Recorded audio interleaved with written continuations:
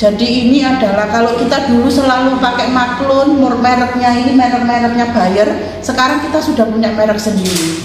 Ini 100% produk of Indonesia. Halo, aku Dinda. Jangan lupa like, comment, and subscribe di YouTube Jelajah IKM. Hai, jangan lupa like, comment, dan subscribe di channel YouTube Jelajah IKM Mojokerto. Nah, terima kasih teman-teman. Nah.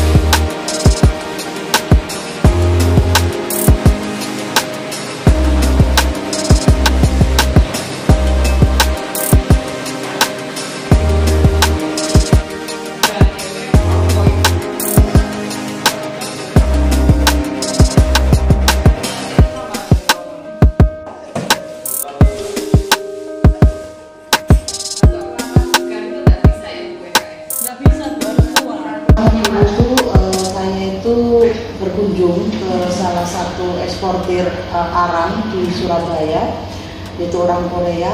Di sana tadi saya menawarkan biomass wood pellet. Terus saya lihat di kantornya itu seperti ini, ada etalase produknya arang gitu. Terus saya tanya, ini apa Mister? ini arang untuk apa? Untuk bahan bakar di Korea waktu itu gitu. Wah seru, saya boleh dong jadi supplier gitu. Ya nggak apa-apa, kamu bakar aja gitu. Akhirnya saya oke bakar. Setelah saya bakar arang, pertama namanya orang nggak ngerti kerja arang, saya bakar itu habis jadi abu. Aku tuh saya bakar pertama arang batok yang saya bakar gitu. Arang batok saya bakar, datangkan batok dari Madura 3 truk per hari. Ada simpanan uang dari saya megawai itu sampai megawai sudah 5 tahun tuh dapat simpanan uang 50 juta. Saya bakar dalam waktu 1 minggu habis. Ngumpulkan 5 tahun 1 minggu habis untuk jadi abu. Jadi karena nggak tahu ilmunya saya bakar, akhirnya sudah belajar lagi. Terus dipinjemin sama teman uang. Ayo udah jangan menyerah, usaha lagi, bakar lagi. Sama habis lagi. Terus akhirnya saya berpikir gimana ya kok nggak bisa bikin arang, saya harus belajar, saya nggak boleh menyerah gitu. Waktu bakar tuh asapnya banyak di kampung di Sidoarjo sana, kita kena demo, warga masyarakat marah karena asapnya itu terlalu mengepul gitu. Akhirnya kita beli alat yang meminimalis asapnya. Sudah dapat dari Madura juga, dari Madura Sumeneb alat itu. Setelah itu kita beli alat itu kapasitasnya masih kecil, 1 dom itu hanya 25 kilo arang jadinya. 100 kilo batok jadinya 25 kilo arang batok. Nah, terus karena kapasitas kecil, sedangkan saya waktu mau nyuplai ke eksportir nggak mungkin kecil kan, mereka butuhnya banyak. Tapi alhamdulillah eksportir itu bilang gini, udah nggak apa-apa semampu kamu ngirim berapa, ngirim 1 kresek loh nggak apa-apa, tak hargai lah. Itu support yang luar biasa buat saya. Akhirnya saya alhamdulillah saya kumpulin dapat 1 pickup waktu itu cuma 1,5 ton. Kirim itu sudah 2 bulan dapat 1,5 ton aja dikirim. Alhamdulillah apresiasinya bagus, wah kamu bisa loh bikin arang sekarang, ayo semangat lagi gitu. Akhirnya sudah saya pikir waduh kalau lama-lama begini putaran uang juga sulit ya karena lama. Akhirnya saya mikir gimana ya kalau kita kulak aja, jadi saya belanja dari petani arang. Saya cari-cari siapa yang bakar arang, ketemu orang waktu itu pertama kali yang saya beli orang Madura juga. Dari Madura itu saya datangkan 1 truk gitu kan, 1 truk itu muatnya 6 ton. Saya datangkan dari Madura, loh lumayan ya, cepet dapat uangnya. Kulak beli dijual dapat untung gitu. Akhirnya saya semangat gitu kan, udah jelas. Setelah itu eksportir ini saya ketemulah suatu pabrik briket yang mereka membuat briket. Loh apalagi nih, saya penasaran lagi kan di Gresik sana. Saya lihat, oh ini dia bikin briket itu apa sih? Arang yang dipres, dicetak. Mereka juga ekspor gitu. Akhirnya saya jadi supplier pabrik itu. Awal supplier speknya apanya ya masih perlu belajar terus sampai speknya masuk. Akhirnya dari 1 pickup 1 truk menjadi 1 kontainer. Dari 1 kontainer menjadi 2 kontainer lah, seperti itu. Terus saya belajar, wah aku juga harus bisa dong bikin briket gitu kan, apalagi permintaan luar negeri untuk briket arang ini sangat besar. Pabrik ini pun tidak mencukupi kuotanya gitu. Akhirnya saya belajar. Pertama kali belajar, saya ada teman yang sudah punya mesin tapi tidak bisa menjalankan dari pabrik briketnya, dia hanya industri kecil. Industri kecil kapasitas 1 ton sampai 2 ton per hari. Nah, saya belajar dari situ, saya sudah pede, saya berani ambil PO.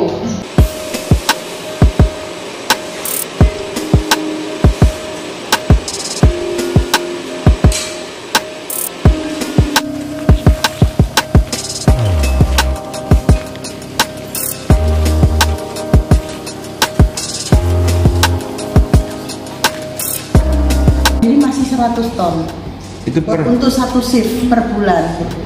Nah kalau ada permintaan lebih kita bisa menjalankan 2 shift. 2 shift jadi 200 ton. Kalau pegawainya di sini, pegawai untuk hariannya itu produksi itu hanya sekitar 18 orang.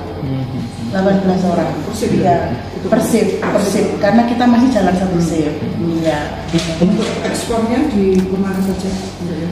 Untuk ekspornya, untuk saat ini Silverco ini kan ke Turki ya, ke Turki Eropa. Kemudian kita lagi ngerjakan untuk USA, unit Amerika ya. Itu 1 kontainer 26 ton. Terus yang sudah ready siap untuk staffing itu untuk Rusia. Terus ada lagi untuk ke Jabal Ali. Ya itu untuk bulan November. Jadi kita sudah menjadwal untuk November, untuk bulan ini Oktober Turki Silverco ini, kemudian ke Amerika 1 kontainer, kemudian ke Rusia 1 kontainer, sama ke Greece 1 kontainer. Jadi sudah 100 ton. Nah bulan depan itu rencananya ke Jabal Ali, Silverco juga. Jadi ini rutin, Silverco ini rutin ya, rutin. Rencananya untuk Silverco ini kalau sudah sampai di Turki insya Allah 200 ton per bulan. Nah itu kita mau menambah kapasitas gitu, nambah mesin gitu. Karena saat ini mesin itu menambah kapasitas itu gampang, tapi yang sulit adalah menjaga kestabilan kualitas gitu dan menjaga market. Market kita ini, kepuasan pelanggan ini menjadi hal yang sangat penting bagi kita para pengusaha charcoal gitu.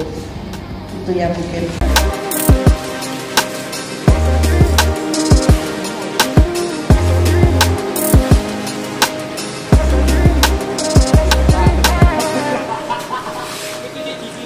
Diakui untuk go internasional ke Turki, ke Europe. Jadi ini adalah kalau kita dulu selalu pakai Maklun, mereknya ini merek-mereknya Bayer, sekarang kita sudah punya merek sendiri. Ini 100% product of Indonesia. 100% product of Indonesia. Kembang terus. Begitu pada saat berkembang jebret kena COVID. Ya, itu pun juga kita merosot lagi. Kenapa merosotnya? Bukan karena nggak ada order, tapi shippingnya itu mahalnya 3 kali lipat. Yang dulu hanya 1.800 sampai ke 12.000 ke Damal, ocean freight-nya 12.000 US dollar. Nah setelah itu mulailah turun, permintaan turun karena bayarnya ini nggak mampu beli. Karena corona covid itu kan bukan hanya di Indonesia ya, tapi di seluruh dunia. Termasuk customer-customer kita di Saudi waktu itu mengalami hal yang sama, merosot semua bisnisnya. Alhamdulillah setelah covid berakhir, sekarang ini mulai shipping mulai turun. Alhamdulillah, terima kasih kepada Bapak Presiden juga seluruh pemerintah Indonesia. Alhamdulillah sekarang mulai turun. Jadi karena mulai turun ini, shipping turun, buyer-buyer mulai datang. Sekarang ini per minggu saya hampir 2 kali 3 kali buyer mulai dari Amerika, Prancis, Saudi, kemudian Korea, ini juga banyak yang datang untuk order ke kita. Untuk apalagi ini Prancis, Eropa lagi krisis energi ya. Jadi permintaan untuk Eropa sangat luar biasa banyaknya. Nah, di sini saya pernah menerima buyer dari Prancis namanya Mr. Ibrahim. Dia minta 50.000 ton, briket kalori di atas 4.000. Ya, di situ untuk nggak tahu saya untuk apa, untuk energi di Eropa 50.000 ton, saya gelegean Kak. 50.000 ton dari mana ini bahannya dalam waktu 1 bulan? Per bulan mintanya 50.000 ton karena bilangnya harus pakai mother vessel, harus pakai kapal sendiri, charter. Itu kalau nggak 50.000 ton nggak bisa. Saya hubungi semua teman-teman yang usaha arang briket di Indonesia, hanya terkumpul 15.000 ton. Jadi sampai sekarang kebutuhan itu belum terpenuhi. Gitu, sehingga kita masih mengerjakan yang skala mungkin hanya 100 ton, 200 ton, sampai 300 ton per bulan. Jadi masih sampai di situ. Permintaannya besar. Yang pertama juga karena kita industri kecil menengah ya. Jadi untuk mendapatkan order besar kami juga tidak mampu di modal. Yang pertama, yang kedua kalau kualitas alhamdulillah kami sudah diakui. Jadi the best product of Indonesia yang paling bagus di Indonesia adalah di luar negeri itu adalah charcoal. Charcoal, Indonesian charcoal is the best in the world. Jadi diakui oleh seluruh dunia, charcoal Indonesia adalah the best. Gitu. Jadi alhamdulillah itu yang menjadi main power kita para pengusaha arang, bahwasanya produk Indonesia adalah produk kebanggaan.